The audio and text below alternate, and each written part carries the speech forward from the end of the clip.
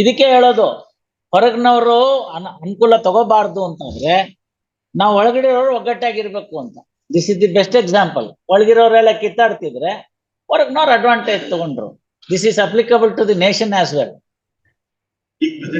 ನಾನ್ ಯಾಕೆ ಈ ಕೇಸಲ್ಲಿ ಕೇಳೋದು? ಅವ್ರೇನಾದ್ರು ಮಾಡ್ಕೊಳ್ಳಿ, ಅದು ಅವ್ರುಂಟು. ಎನಿವೆ ನಿಮ್ಗೇನ್ ಆಗ್ಬೇಕಾಗಿದೆ, ಅಲ್ಲಿ ಡೈಟಿಗೆ ಯಾರೊಬ್ರು ಅರ್ಚಕರು ಇರ್ಬೇಕು, ನೀಟಾಗಿ ಮಾಡೋ ಅಂತವ್ರು ಆಗ್ಬೇಕು, ಮಾಡ್ಕೊಂಡು ಹೋಗ್ತಾರೆ. This is not from today. ಪೂಜಾ ಕೈಂಕರ್ಯಗಳನ್ನ ಮಾಡ್ಕೊಂಡು ಹೋಗ್ತಕ್ಕಂಥದ್ದನ್ನ ನಿಮ್ಮ ಸರ್ಕಾರದಲ್ಲಿ ಇರ್ತಕ್ಕಂಥ ಮುಜರಾಯಿ ಆಕ್ಟ್ ಅಲ್ಲಿ ಕೂಡ ರೆಕಗ್ನೈಸ್ ಮಾಡಿದ್ದಾರೆ. ಮತ್ತೆ ಇವೆಲ್ಲ ಹೆರಿಡಿಟರಿ ರೈಟ್ಸ್ ಅನ್ನೋದು ಕೂಡ ರೆಕಗ್ನೈಸ್ ಆಗೋಗಿದೆ.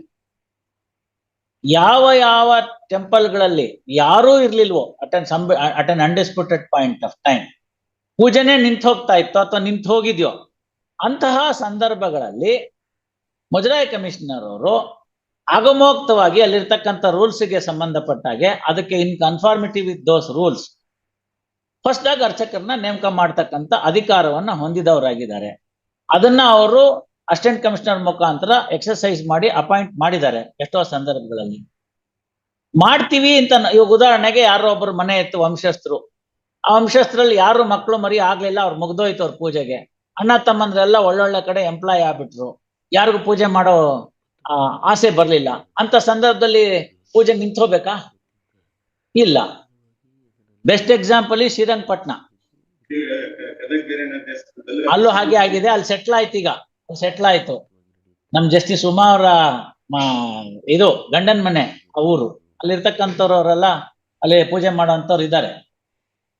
ಶ್ರೀರಂಗಪಟ್ಟಣದಲ್ಲಿ ಏನಾಗಿದೆ, ರಂಗನಾಥ ಸ್ವಾಮಿನಲ್ಲಿ ಚಪ್ಪಲಿ ಸ್ಟ್ಯಾಂಡ್ ಬರೋ ದುಡ್ಡನ್ನ, ಚಪ್ಪಲಿ ಸ್ಟ್ಯಾಂಡ್ ಇಂದ ಬರೋ ದುಡ್ಡನ್ನ ಕೊಟ್ಬಿಟ್ರೆ ಉಮಾಮಹೇಶ್ವರನ ದೇವಸ್ಥಾನ ಉದ್ಧಾರ ಆಗ್ಬಿಡುತ್ತೆ. ಅಲ್ಲಿ ಕೊಡ್ತಾ ಇಲ್ಲ ನಿಮ್ ಮುಜರಾಯಿ ಡಿಪಾರ್ಟ್ಮೆಂಟ್. ಅವನ್ಗೂ 15 ರೂಪಾಯಿ ಅಂತೆ ತಿಂಗಳಿಗೆ. 15 ರೂಪಾಯಿ. ಅದನ್ನ 10 ವರ್ಷದಿಂದ ಕೊಟ್ಟಿಲ್ಲ. ಎಣ್ಣೆ ಬತ್ತಿ ಖರ್ಚಾಗಲ್ಲ. ಅವನ್ ಸೈಕಲ್ ಮೇಲೆ ಬರ್ತಾನೆ ಪುಣ್ಯಾತ್ಮ, ಶಾಲೆಗೆ ಹೋಗ್ಕೊಂಡಿದ್ದಾನೆ. ಹಿಂಗೆ ಹೋಗ್ಬಿಡುತ್ತೆ ಅಂತ ಹೇಳಿ ಅಲ್ಲಿ ಕರಿಘಟ್ಟದಲ್ಲಿ ವೆಂಕಟೇಶ್ವರ ದೇವಸ್ಥಾನಕ್ಕೆ ಹುಡುಗ ಚಾರ್ಟರ್ಡ್ ಅಕೌಂಟೆಂಟು ಅವ್ನು ಮಾಡ್ತಾ ಇದ್ದಾನೆ ಈಗ ಪೂಜೆ. ಹೋಗ್ಬಿಡುತ್ತೆ, ಹಿಂಗ್ ಕೈ ಬಿಟ್ಟು ಹೋಗ್ಬಿಡುತ್ತೆ ಅಂತ. ಶನಿವಾರ ನಾನು ಫರ್ಮ್ಗೆ ಬರೋದಿಲ್ಲ ಅಂತ ಹೇಳ್ಬಿಟ್ಟಿದ್ದಾನೆ, ಅಕೌಂಟೆಂಟ್ ಫರ್ಮ್ಗೆ. ಶನಿವಾರ ಅಲ್ಲಿ ಭಕ್ತರು ಜಾಸ್ತಿ ಅಂತ. ಶನಿವಾರ ರಥೋತ್ಸವದ ದಿವಸ ಎಲ್ಲ ನಾನು ನಿಮ್ಮ ಫರ್ಮ್ಗೆ ಬರೋದಿಲ್ಲ, ಮಿಕ್ಕಿದ ದಿನಗಳಲ್ಲಿ ಬರ್ತೀನಿ, ಸಾಯಂಕಾಲ ಪೂಜೆ ಮಾಡ್ಕೋತೀನಿ, ಬೆಳಗ್ಗೆ ಚಾರ್ಟರ್ಡ್ ಅಕೌಂಟೆನ್ಸಿ ಮಾಡ್ತೀನಿ. ಚುರುಕಾಗಿದ್ದಾನೆ ಹುಡುಗ. ಈಗೆಲ್ಲ ಹೇಳ್ತಾ ಇದ್ನಲ್ಲ, ಅವ್ರಿಗೆಲ್ಲ ಹೇಳ್ದೆ, ಏನಾದ್ರು ವಿಶೇಷ ದಿನದ ಸೇವೆ ಸಂದರ್ಭ ಇತ್ಯಾದಿಗಳೆಲ್ಲ ಇದ್ರೆ ವಿಡಿಯೋ ಕಾಲ್ ಮಾಡಿ ತೋರಿಸ್ತಾರೆ.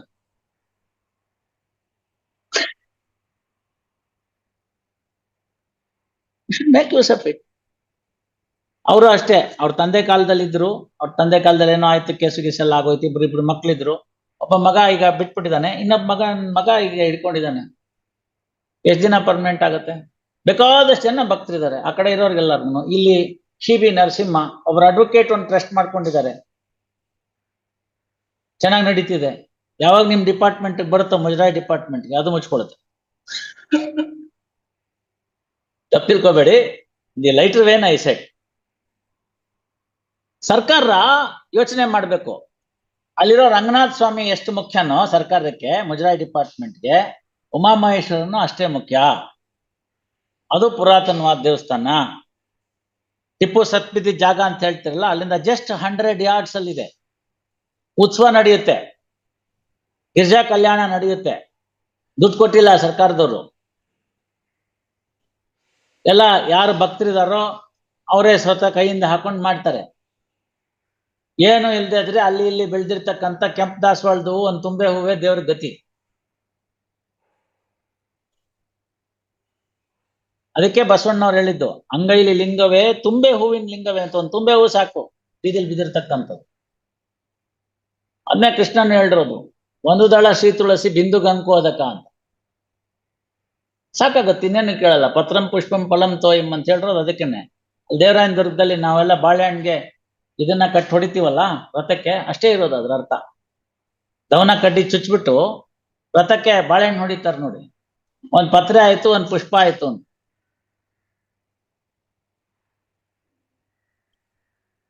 ತಿಳ್ಕೊಬೇಕು ನೀವು ಮುಜರಾಯಿನವರು. ರೆಕಗ್ನೈಸ್ ಮಾಡಿ. ನಾನು ಅವ್ರ ಇಂಟ್ರೆಸ್ಟೆಡ್ ಡಿಸ್ಪ್ಯೂಟ್ ನಾವಿಲ್ಲ, ತಾವು ನೋಡ್ಕೊಳ್ಳಿ. ಅವ್ರ ಅಕಸ್ಮಾತ್ ಅವ್ರ ಜೊತೆ ಆ ಈಗಿರೋ ಅರ್ಚಕರ ಜೊತೆ ಏನಾದ್ರು ಸೆಟಲ್ಮೆಂಟ್ ಮಾಡ್ಕೊಂಡ್ರೆ ಅವ್ರು ಬಿಟ್ಟಿದ್ದು. ಯಾವ್ದ್ರಲ್ಲೋ ಬಾಪ ಕೆಲ್ಸ ಆಗ್ಲಿ ಅಷ್ಟೇನೆ. ಟ್ರೈನಲ್ಲಿ ಆದ್ರೂ ಬನ್ನಿ, ಬಸ್ಸಲ್ಲಿ ಆದ್ರೂ ಬನ್ನಿ, ಹಾರ್ಕೊಂಡ್ ಬನ್ನಿ. ನಾನ್ ನಿಮ್ಗೆ ಹೇಳ್ತಾ ಇದ್ದೀನಲ್ಲ, ನಾವು 11:30 ಮೈಸೂರು ಬಿಟ್ಟಾಗ, ಆಯ್ತಾ, 11:30 ಮೈಸೂರು ಬಿಟ್ಟಾಗ 1:15 I was very much there in ನ್ಯಾಯಗ್ರಾಮ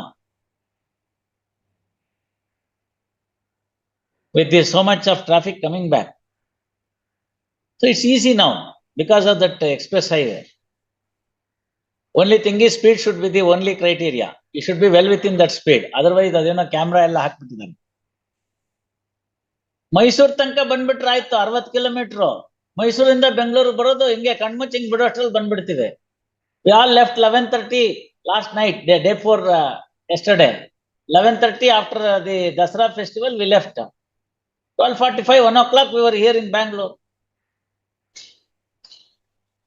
ನನ್ ಕಾಲ ಮುಗೀತು 4.5 ವರ್ಷ. ನೀವೆಲ್ಲ ಇನ್ನು 20-30 ವರ್ಷ ಇರ್ಬೇಕಾಗಿತ್ತು. ಹೆಂಗಿರ್ಬೇಕು ಹುಡುಗರು? ಚುರುಕಾಗಿರ್ಬೇಕು ಟೆಕ್ನಾಲಜಿನ ಉಪಯೋಗಿಸ್ಕೊಳ್ಳೋದ್ರಲ್ಲಿ, ಅಲ್ವಾ? Let us make best use of the technology. Call them, have a video conference call attended. Any difficulty in ironing out increases, all the parties to appear before the court through VC. We'll sort it out today. Let this be a model settlement through VC. All right.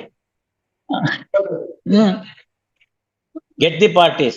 You should not have any objection on behalf of the government or the temple, because puja rites are to be performed by the, if they claim an interest, you will only have to re-recognize them, that's all. ನೀವು ಅಷ್ಟೇ ನೋಡಿ, ಎಲ್ಲ ಬಿಟ್ಬಿಟ್ಟಿದ್ದೀರಿ, ಗೊತ್ತಾಯ್ತಲ್ಲ? ಬಿಟ್ಟಿದ್ರಿಂದ ಈ effect ಬಂತು. ಪೂಜೆ cannot be stopped because of your interested dispute. People come there, ಅವರ ನಂಬಿಕೆ ಅದು. It's all about the belief system.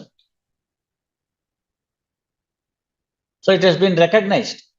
So you settle the dispute inter se, make a statement there in the compromise petition that our dispute is solved as it is, and we may make our, so far as we recognizing our rights for puja with the government department with so and so is concerned, an application, suitable application would be made, and that would be considered by the government in accordance with law. Nanu adne baritini. If an application is made, it would be considered by the department in accordance with law. ಮುಗಿದೋಗುತ್ತೆ. ಯಾವತ್ತು? 30ನೇ ತಾರೀಕ. ಈಗ ನನ್ನ ಮಧ್ಯಾಹ್ನ ಅಂತಾಗಿ 30ಕ್ಕಾಗಿ 3ನೇ ತಾರೀಕು ಆಗೋಯ್ತಲ್ಲ. ಈ ತಿಂಗಳು ಮುಗಿಸೋಣ ಇದನ್ನ 31/10.